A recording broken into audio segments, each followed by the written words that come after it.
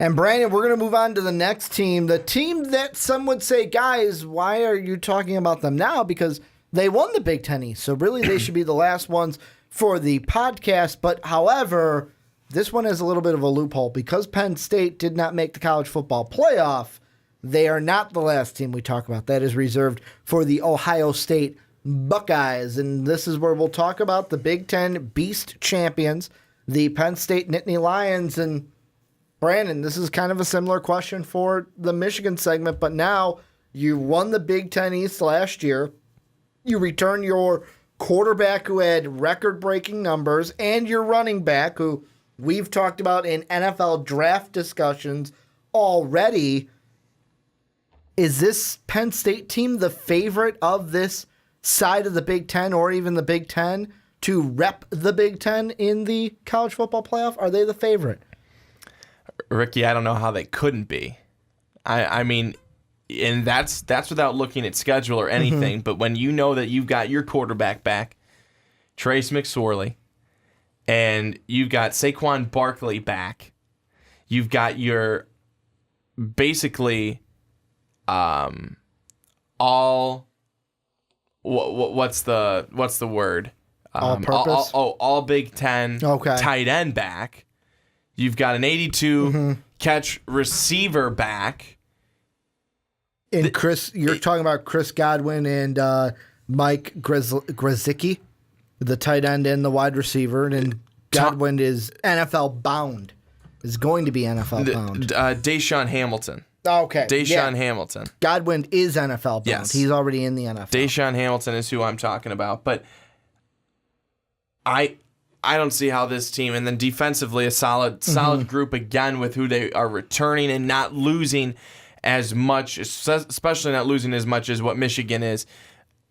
I don't see how this team would not come into this season and say anything less than winning the Big Ten East is a failure. I don't know how they would not come into this season and say that because with how well they did last year and how well they picked it up in the middle of the season and just carried that momentum throughout the rest of the year. And with everyone that they're returning. And you're not just returning a starter and a starter. You're returning a stud quarterback, pair it with a stud running back. A stud quarterback who went toe-to-toe with Sam Darnold, who's going to be a top three, if not a number one pick in the NFL draft potentially. Absolutely. I think that McSorley, with him, it's be a little bit more accurate, be a little bit more consistent. He was awesome. He was awesome down the stretch. And I think that for anyone to think anything other than winning the conference and college football playoff, they're crazy. Because that's exactly what this team should be aiming for. I'm going to tell you two things. This is going to be the Penn State kind of season in a nutshell. You ready for it? Number one, the offense is going to have to, I say carry this team, but I use that lightly, only because the defense, they have losses that are more significant, and we have the offense that are returning so many great pieces. And like you said, you're not just returning a starting quarterback. You're not just returning a starting running back. You're returning studs at both of those positions. So that's number one.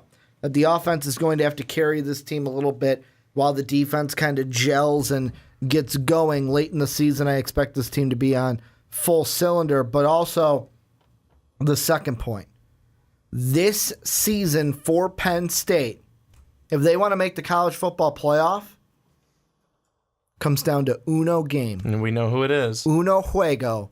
And that is Halloween weekend when they go to Columbus to play Ohio State. That game will be on Fox, and I cannot wait for it already.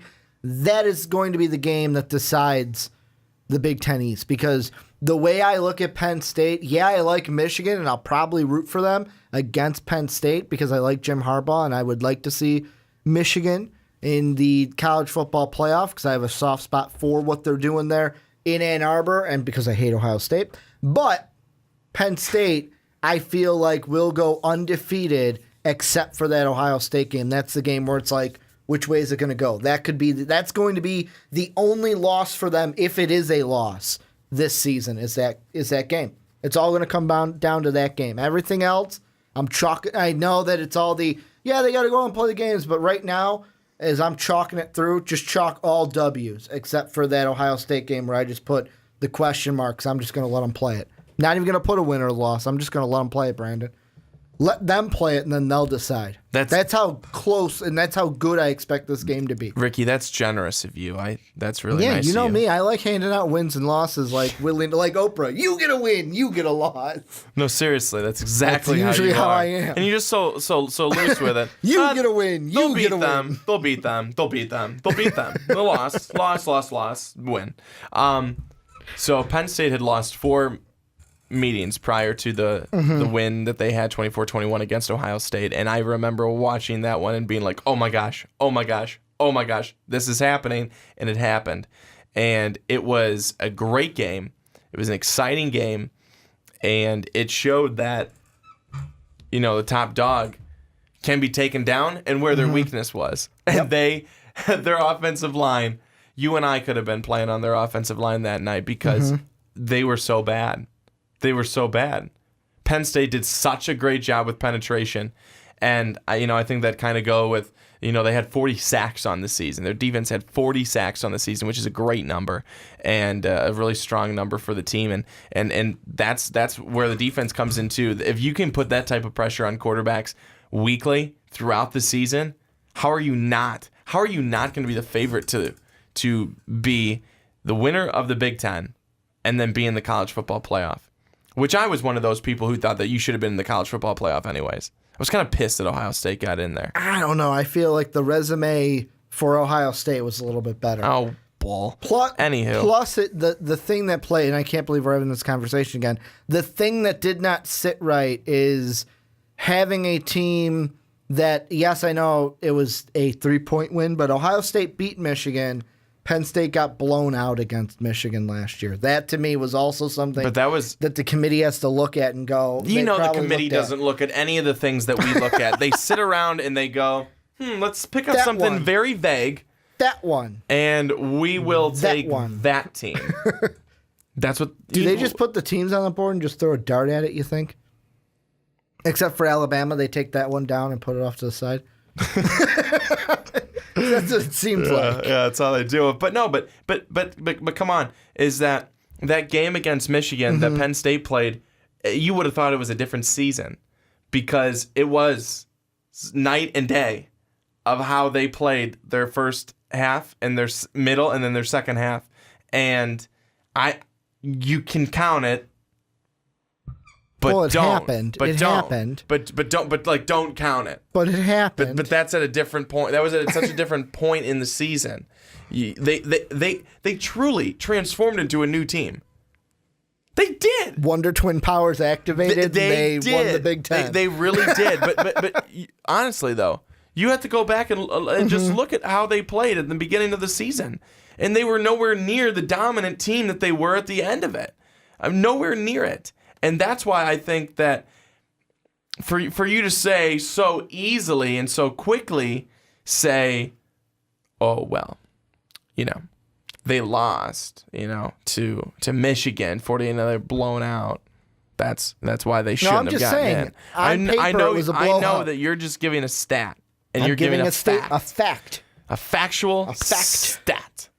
But, you lose to Michigan 49-10. You lose to Pitt 42-39, and they're gonna have I think a pretty good game on their hands with Pitt this year because I think Pitt is pretty solid this year. But then after that, not another loss until they got to the Rose Bowl, and and that was a great game. That was probably game of the year, except for the national title game of the year in my mind. Ohio State, huge win. Purdue blowout. Iowa blowout. Indiana, they beat by 14. Rutgers, blowout. Michigan State, blowout. Wisconsin, close game and good game. And Wisconsin was number 6 at the time, and they beat them 38-31. this Penn State team, they played out of their mind. And they did. They went and they were a new team, now, revived team. Let me ask you this. And that's why I think if they take what that team was and just keep pumping it out, keep going with it for this year, this team's going to be unstoppable. Let me ask you this, and this is something while you were talking, I just kind of thought about it. Ricky's like, while you were talking, I kind of stopped listening to you. No, I was listening because I'm like, shit, I should ask Brandon about this. So we mentioned it before. Last year was they won the Big Ten, but they didn't make the college football playoff. Do you think this season they play like they have a chip on their shoulder, where it's basically, well, you know what? Fuck it. We're just going to win every game. Because if we win every game, you got to put us in, right? Are we going to see that kind of like FU attitude from this Penn State team where it's just like, you know what? We're just going to win every game and we're just going to not blow them out, because I don't expect them to blow out like Ohio State or even Michigan, but that attitude where it's like, you know what? We're just going to win every game and then try to keep us out. Try to keep us out with a straight face. Are we going to see that type of an attitude from this James Franklin Penn State team? I hope so. Because they were pissed. They were pissed when they didn't get in. But I think that if they come out and they play like they did win it, I mean, they obviously did win it, but it felt like they didn't. I think if they come out and they just play the way that they played to end the year, and the fight, I mean, they didn't win the Rose Bowl. They lost, unfortunately, in a great game, like you said.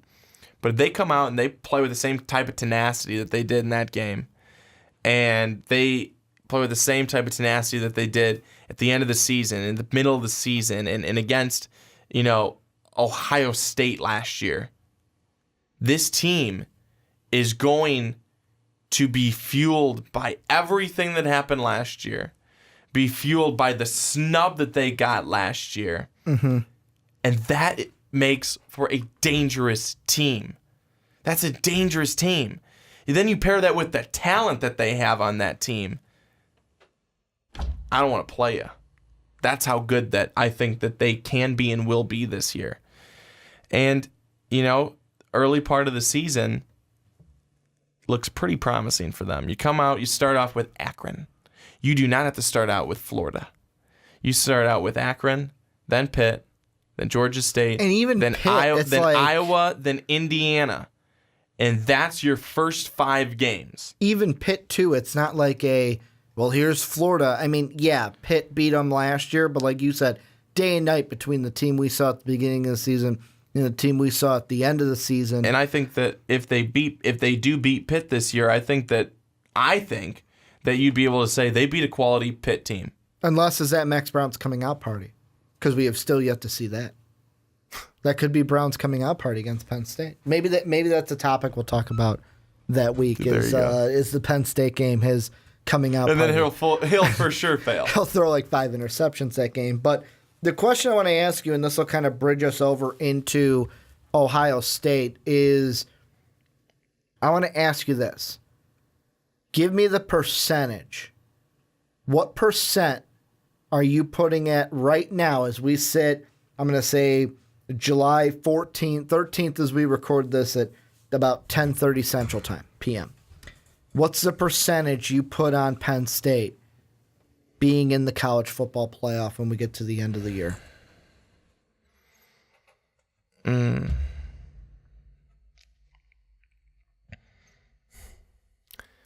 Having to try and think of, you have 3 teams because you already lock up your spot for Alabama. I'm going to give them Penn State. I'm going to give them a 77.7% chance. You did your calculation way different than mine. And the reason why is you were comparing them against teams of different conferences. I look at it this way. SEC will be there, ACC will be there, Big Ten will be there.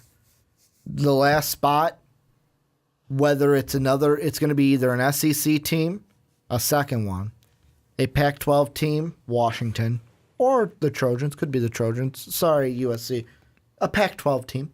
Washington. What kind of frickin' answer was that? I was not a Washington. Well, Washington, they made it last year. They're not going to make... But look at you. You said it with confidence. Pac-12 team, Washington. Like USC doesn't exist. Sorry, USC fans. Ricky Washington is was a little tired, I think. the best team in the Pac-12. I forgot that Sam Darnold and that team will make strides this year. Mm-hmm. So Pac-12 team, that's number 2. Or a Big 12 team, maybe. Oklahoma. I would have also put Oklahoma in there last year too. I would have put a lot of people. The way in there I looked at my percentage was score of maybe because in my head I'm thinking if you win the Big Ten you're going to the college football playoff, and I'm gonna say I'll say this 30% because I realized in my head I was thinking of something different than I asked. 30% chance to win the Big Ten. However, after that, I'd say probably if they win the Big Ten, a 50% chance to make the college football playoff. But to me, I was looking at them. If I'm looking compared to Ohio State, Penn State, and Michigan, I'm going to say 30% chance out of those 3 teams to make the playoff. If I'm looking just out of the Big Ten teams, 30%. 30. And that's... I'm gonna tease you guys because at the end of the Ohio State segment, I'm gonna give my complete. I'll give the percentage for obviously Ohio State because we're gonna talk about them, and then I will give my percentage for Michigan as well because they are in that little circular pie. But 30% of that pie is the Penn State and their kind of percentage to win the conference and go to the college football playoff. You're giving me a weird look, like you don't agree with me. No, I don't. Well, we're gonna get to that, and this is where I'm gonna. I don't. I'm gonna toss the conversation your guys' way. Let us know 30% down below chance. in the comment section. It'll all make sense at the end. It'll all make sense at the end. So go check out the full podcast. Go to the end. It'll all make sense from there. But let us know, Penn State fans, what you guys think down below for your team. Give us your chance. What is the percentage that this team makes the college football playoff in 2017? Let us know down below in the comment section.